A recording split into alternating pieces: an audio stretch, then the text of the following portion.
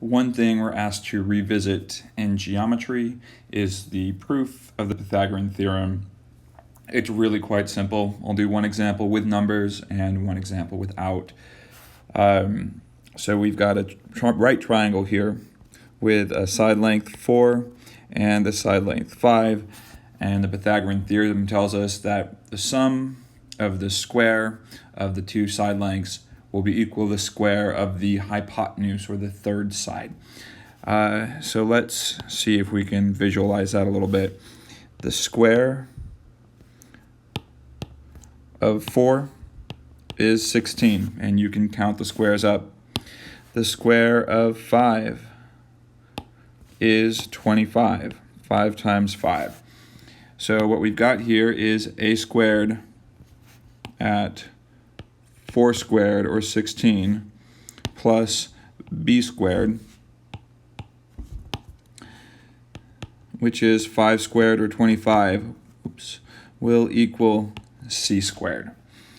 So 16 and 25 together is 41. So we know that c squared is 41. Now here's, I think, where a lot of students sort of go off the rails. C squared is 41, but the length of this side of the right triangle is going to be the square root of 41.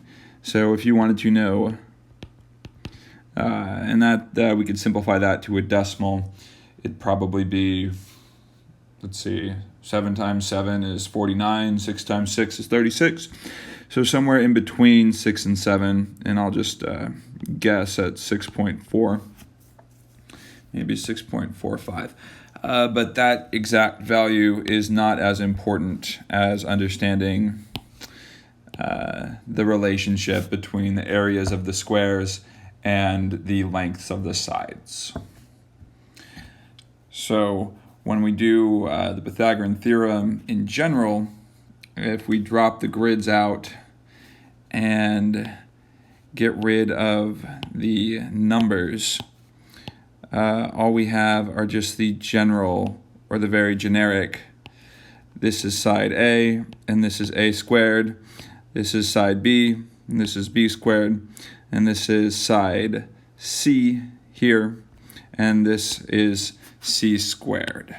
So c squared is in blue, a squared is in green, b squared is in red, and they can be solved interchangeably using that formula.